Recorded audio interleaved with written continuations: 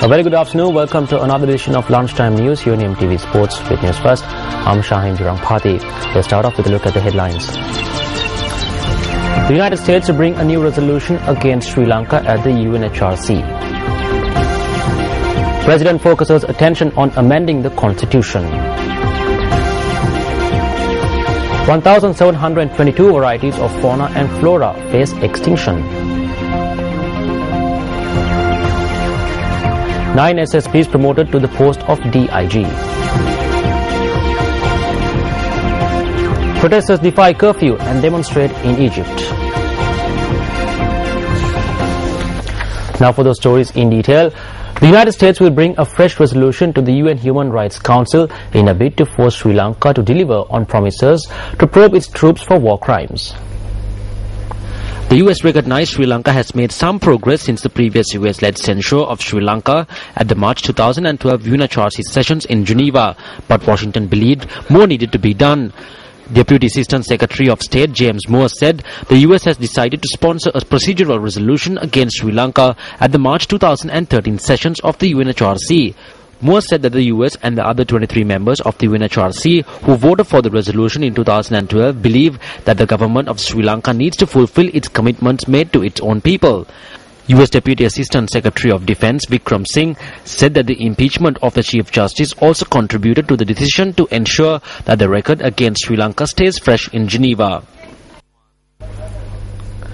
President Mahinda Rajapaksa says that attention has been focused on amending the country's constitution. Presidential spokesperson Mohan Samarnaika said that the president expressed his views in response to a question raised by journalists at a meeting held with heads of print and electronic media institutions yesterday. President Rajapaksa had said that the proposed amendments to the constitution will be made through a parliamentary committee. Samarnaika said that President Rajapaksa had made a proposal to parliament in this regard.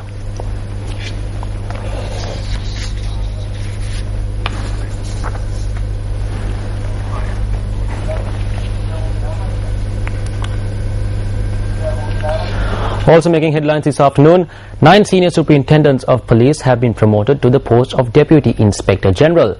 The police media unit said that the promotions were based on the recommendations of the Public Service Commission. Accordingly, SSP S. Mahesh Pereira, KERL Fernando, EKBM Pereira, WADP Ganegama, BBI Karnaratna V. Indran, BADR Padmasiri, WHS Vikramasinghe and HDKS Jayasekara have been promoted to the post of Deputy Inspector General. The new promotions will be in effect from the 1st of February.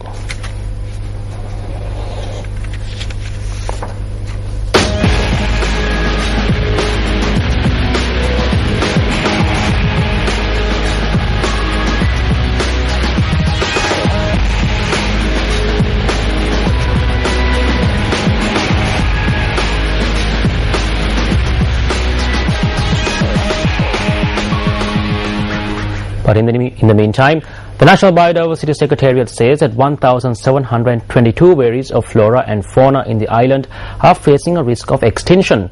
Director of the Secretariat, Padma Abekon, notes that this was revealed following the latest evaluation of the National Red List. The National Red List of 2012 highlighted 5,756 threatened fauna and flora. Director of the National Biodiversity Secretariat, Padma Abekon, says that 1,393 varieties of flora have been recognized as endangered. Abekon adds that 329 varieties of fauna are also threatened. She reiterated that the general public has a significant role to play to conserve fauna and flora that are facing a risk of extinction. Meanwhile, a Hungarian couple who were collecting insects was taken into custody in Ramakale in Sigiriya. Wildlife officers also took into custody 6 dead butterflies that were in the couple's possession and a net used to capture the insects. The couple, who were produced before the Dambulla Magistrates Court, was fined 65,000 rupees each. The Dambulla Magistrate ordered for the insects to be handed over to the Giritale Wildlife Museum.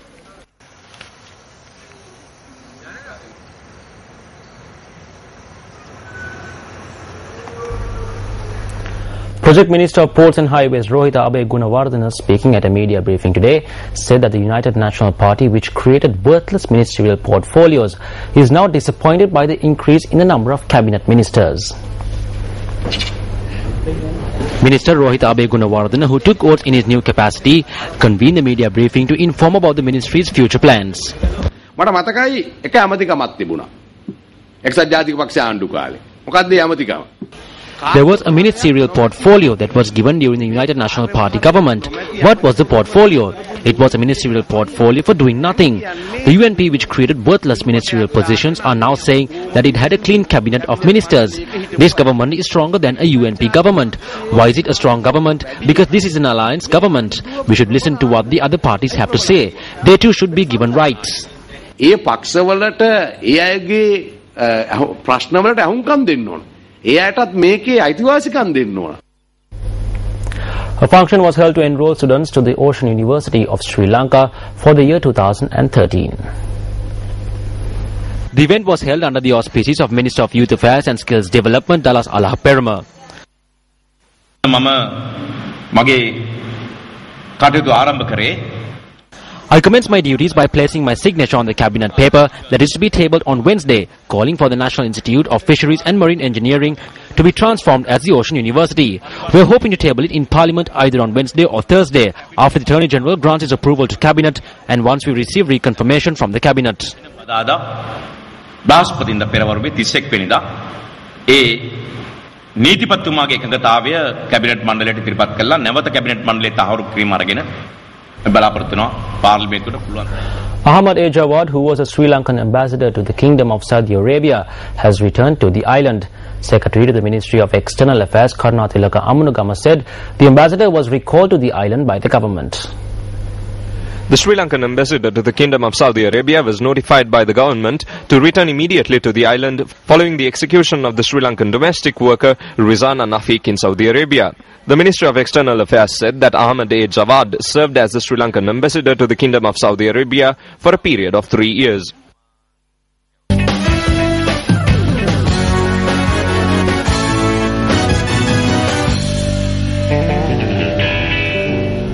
Sri Lanka cricket captain Angela Matthews says that rankings do not matter in the journey towards victory. Sri Lanka won the second 2020 encounter against Australia according to the Duckworth-Lewis method by 2 runs yesterday. Pleasing, at the start of the series we were never, planning of, or rather thinking of the ratings. We just wanted to go out there and, enjoy and try and, play to our potential, which we did. So yeah, it was very pleasing. It's sort of easy for the batting team. So I thought he bowled a brilliant last over, considering the fact that it was demanding conditions as well. So you couldn't really hold on to the ball. It was not gripping. So it was wet. The outfield was wet. It was not easy, but I thought, he bowled a brilliant over. Now to take a look at golf news. Tiger Woods opened his 2013 PGA season with a victory at Torrey Pines and was delighted to do it without the pain that he played through here at his US Open victory in 2008. Now Woods said the slow pace of the play on the course took its toll on his game. It was nice to actually walk around here with not any discomfort. That was a different kind of week, but this week was just I played great and built a nice little lead there. Tiger Woods was 6 strokes in front overnight at 17 under with 11 holes to play in the fog-delayed final round. He kept his closest challengers at bay as he signed off with a level par 72 despite a late bogey, double bogey, par bogey series. I was telling David, I started losing my patience out there because it was just so friggin' slow. We played just over 3 hours and 9 holes, and 3 of them are par 3s. So it's like, come on, And I started losing my patience a little bit, and consequently, I made a few mistakes.